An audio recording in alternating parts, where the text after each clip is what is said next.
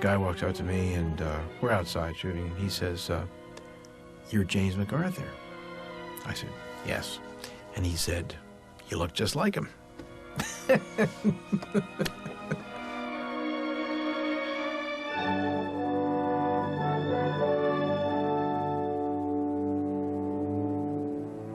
Why an actor?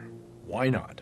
My father's a writer, wrote a lot of movies and plays, and my mother was an actress, Helen Hayes, and I learned a great deal about theater and movies just in the general dinner conversation, and as you get interested, it pulls you in. In 1955, I did the first thing I ever did professionally, well, in films or TV, was a TV show for CBS, Climax, which was an old one-hour television, like Studio One or Playhouse 90 or one of those things. And John Frankenheimer directed it, and the next year the movies bought an RKO. In 1956, we made this movie called The Young Stranger. Walt Disney had seen that picture and liked the picture, or thought that I would be a useful guy in his stable for the kind of pictures he was doing. He was such a personable, nice guy that you lost sight of the magnitude of the figure that was sitting across from you or talking to you. I worked for different studios, but this was a family. You came out to Burbank and it was a family. This was a lot where there was a magic to it that didn't exist. Everything lent itself to being upbeat. Walt Disney contacted my agent and said, "I'd like to hire Mr. MacArthur to be in this picture called Light in the Forest." It's a very nice story about a young white boy who had been raised by the Indians when his parents had been killed, and then he goes back into the white world.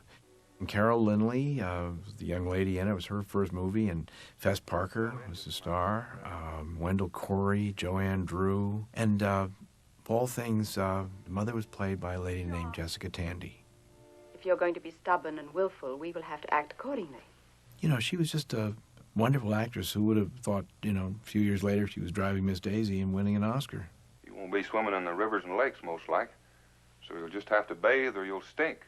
Fess was just nicest guy in the world, easiest going guy. Anybody I knew who worked with Fess, Fess was Fess, and what you saw is what you got, and it was pretty nice. Most of the settlers around here have ancestors who fought the British at Londonderry. John McIntyre, oh, I can hear him now. I can't do his voice, but he he just had the best look, you know, just turn the camera on. It didn't have to say a word. It just, his persona said everything. Hey-yo, hey, hey-yo, hey-yo. Iron Eyes, Cody was a wonderful guy who was extremely knowledgeable about all these things, and anything Indian, the steps and things, because we had some Indian dances in the thing. And he learned the steps, and he knew the difference between this tribe and that tribe. He was a gentle fellow. He wanted to make sure everything was right. I'm bound out to your Aunt Kate and Uncle Wilsie. It's like being a slave. Carol Lindley was a beautiful young lady who had got a lot of play in magazines and what have you, and Walt hired her to be in the picture, and she's just a beautiful girl. To this day, I see Carol occasionally, and we think back on our kiss of 40-odd years ago. I think the hardest thing for me was that the young man had a mohawk haircut, as he was an Indian, and that was the style in those days. We shot for 3 months, and then I was going off to college, and so the day the picture got over, I had someone go zzz, and so I arrived at college bald. I thought my hair would grow back, but I had to. Being bald in those days, of course today nobody would notice anything, but in those days people looked at you askance.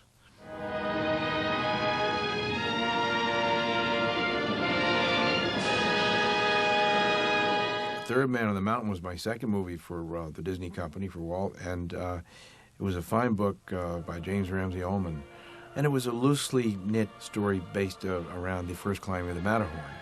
It was shot in 1958 in Zermatt in Switzerland, and I was pretty athletic, but climbed a mountain? Heck no, never done that. Ken Anakin, the director, and he said, "Are you fit?" I said, "Yes, I think I'm fit." And he said, "Well, you better be." So off we went to Switzerland, and we shoot up in a glacier, and every day up into those mountains. And I got very good in my ability to climb that stuff. And they had some really fine Swiss mountain climbers doing some scaling of the mountains that was beyond my skills. But Ken had me out hanging over 3,000-foot drops and things. I think the highest we went for filming was probably 11,500 feet or something like that. The only time I fell the entire time of the movie was got back to Merton Studios in England, and a piece of false rock I was climbing broke off as we were shooting this thing, and I come down, but they had the rope tied off to the ceiling, so the rope caught me, and all I had was a sore stomach for a while. Now, can you assure us that we have everything we need? Oh, yes, ma'am. But perhaps you could use a good porter? Well, then meet us at the hotel at 10:30. Well, during the filming of Third Man on the Mountain, my mother, Helen Hayes, for those who don't know, wonderful actress. But Mom had won an Oscar in 1931. She won one in 1970 for Airport in 1931, or two was Sin and Madeline Claudet. So she arrives with my fiance, and Ken says, "Well, we got to get you in the picture." So they had a scene where the hotel was bustling around, and so Mom and Joyce get in this makeup and the costume, and they make an entrance. But there they are, both of them there, and it was just a lovely little vignette for me to see. Captain Winter. My apologies, friends. I looked for you in the village. They told me I'd find you here. Apologies, Captain. It's an honor. Michael Rennie was so tall and chiseled, and see, Michael and I just had a fine time. We worked together again. It was that like 3 months, real hard, working together, and we dined occasionally and what have you. He was a gentleman. And Walt came up. I think Walt had lederhosen on or something. He had a big Tyrolean hat.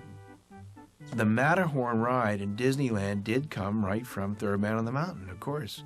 And he was very enamored of the scenery, and maybe that's why I had the Tyrolean hat and the whole thing and a walking stick. He looked like he was ready to yodel, but I don't think he yodeled.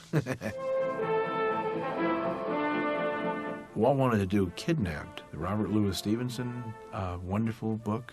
I was thrilled to do it because it's a great part for the young man, is a wonderful part. They told me they were going to shoot it in England and Scotland, and Peter Finch was going to be in it. So Peter Finch was playing in the theater in London in Two for the Seesaw, a wonderful play.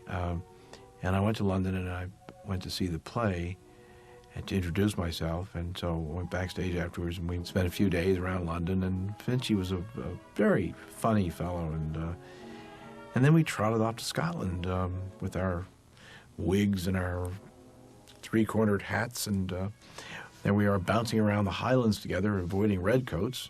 But I'm a poor man, never forget that.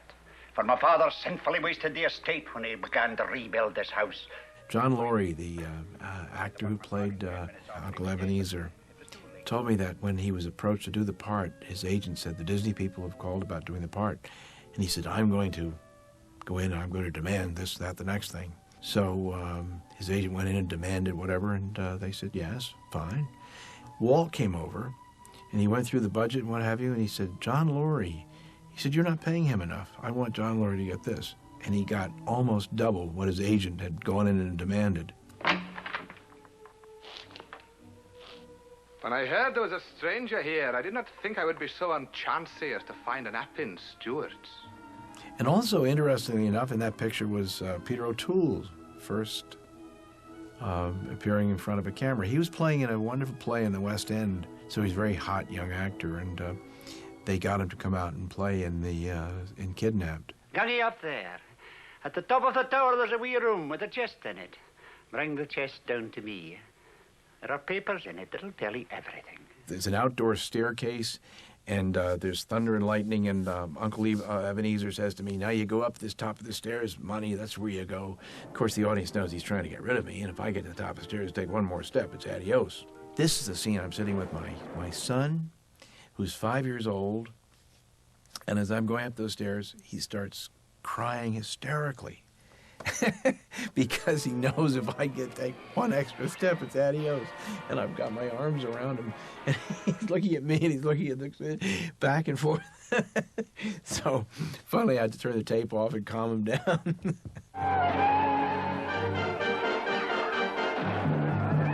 Willie and the Yank Kurt Russell and I were, we were cousins in that thing or something. It was a Civil War thing, love story, but one guy in the Confederate, one guy in the Union and what have you. Kurt was like 15, and he was just a wonderful kid, just, you know, as talented as he could be at that age. And then there was a love interest, because I was interested in his sister, who was Peggy Lipton. Peggy Lipton's absolutely gorgeous. It was, I guess, a 2 or 3 hour television movie, which then they put out in Europe as a feature. I see it out as Mosby's Marauders. Well, I made some other movies that I liked very much. Bedford Incident, the war movie with Ken, Battle of the Bulge, Spencer's Mountain. A lot of people think that was a Disney picture. Isn't that interesting? Because it had that aura about it. And, of course, that turned into the Waltons. And they made that whole thing. And I was the original John Boy. I made a couple of turkeys I won't mention. But haven't we all? And then suddenly you get into a show like Hawaii Five-0, and you think 13 weeks, and then 12 years later you're still shooting. It's hard to believe. Life has a funny way of happening. Two people, if they have each other, what more could they want?